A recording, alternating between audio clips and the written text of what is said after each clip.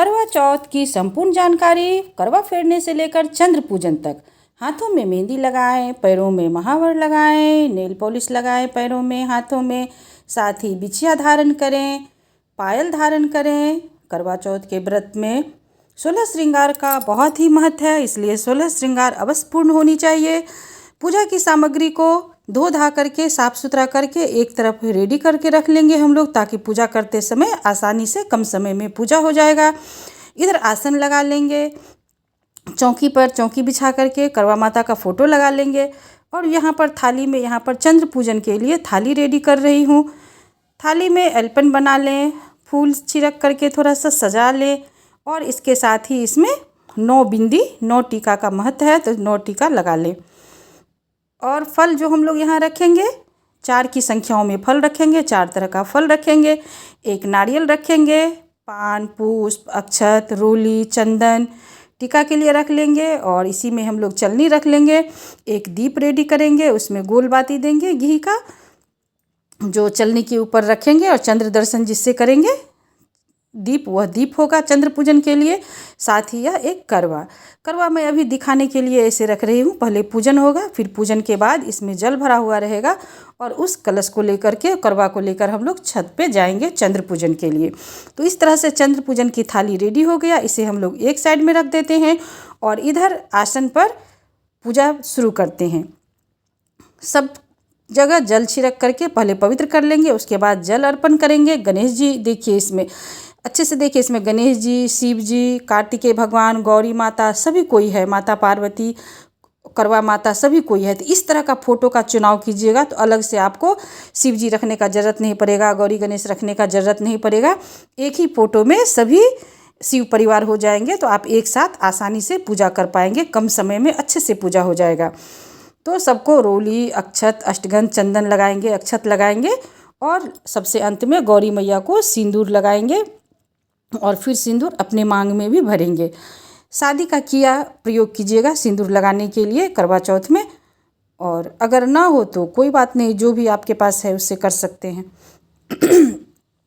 इधर हम लोग कलश रखेंगे, एक कलश में पहले गंगा जल दिए, गंगा जल के बाद पूरा जल दे करके इसको पूरी तरह से भर लेंगे, और इसमें पान, सुपारी, अक्षत, हल्दी की गांठ नहीं थी मेरे पास, तो मैं हल्दी का पाउडर ही थोड़ा सा डाल दी।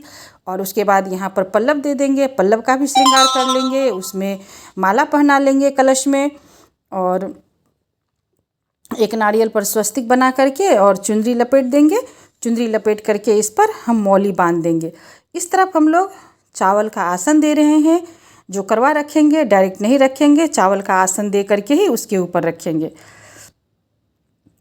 तो इधर दोनों करवा रखने के लिए दोनों मैं रख रही हूँ। इसमें करवा में कुछ लोग जल भरते हैं, कुछ लोग एक करवा में जल, एक करवा में मावा भरते हैं। आपके यहाँ जैसी परंपरा हो आप वैसा करें। और यहाँ पर चौमुखी दीपक जला लेंगे। एक चीनी का करवा भी होता है, तो चीनी का करवा भी हम लोग रखते हैं। मैं यहाँ पर चीनी का करवा भी रखी हूँ। कुल मिलाकर के 4 करवा हुआ। मैं प्रथम में ही बताई हूँ, जो चूँकि चौथ का पूजन है, हर चीज़ 4 की संख्या में होता है। तो इस तरह से यहाँ पर चौमुखी एक दीपक भी जला दिए, और एक तेल का दीपक भी जला दिए। फल, ऋतु फल चढ़ाइए, सब फल 4 की संख्या में हो, मिठाई 4 की संख्या में, इस तरह से 4 की संख्याओं में, और करवा माता को भोग लगाएं, शिव परिवार को भोग लगाएं। उसके बाद यहाँ स्पेस नहीं है, तो मैं यहाँ नीचे में रख दे रही हूँ। इसके साथ ही अब हम लोग करवा माता को साड़ी, साया, ब्लाउज जो होता है श्रृंगार का सामग्री, उनको सुहाग की सामग्री अर्पण करेंगे। तो उनको स्पर्श करा करके जहाँ पर स्पेस है वहाँ पर हम लोग रख देंगे।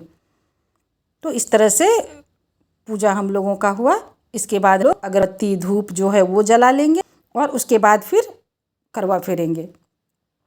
करवा यहाँ पर 2 है, चूँकि अकेले कर रहे हैं, 2 आदमी तो है नहीं। करवा जिसका होता है उसी से पूजन नहीं होता है, लोग एक दूसरे में से बदलते हैं। तो यहाँ तो कोई है नहीं, मैं अकेली कर रही हूँ।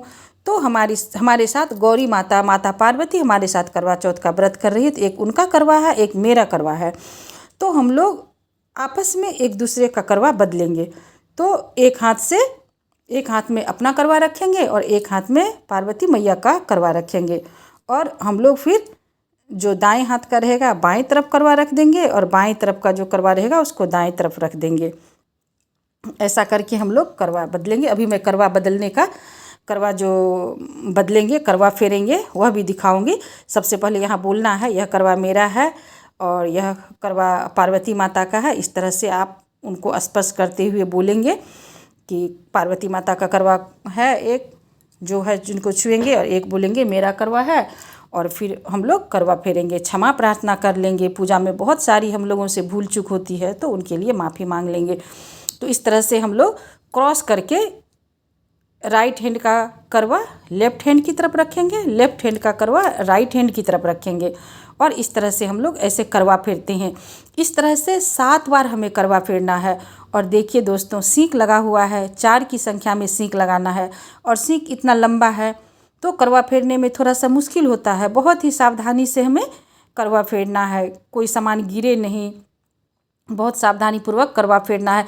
इस तरह से जब हम 7वीं बार करेंगे, मेरा करवा चला जाएगा पार्वती माता के तरफ, और पार्वती माता का करवा आ जाएगा मेरे तरफ। जो मेरे तरफ करवा आ जाएगा वही करवा लेके जब हम चंद्र पूजन के लिए ऊपर जाएंगे, तो इसमें से एक करवा हम लेकर ऊपर जाएंगे।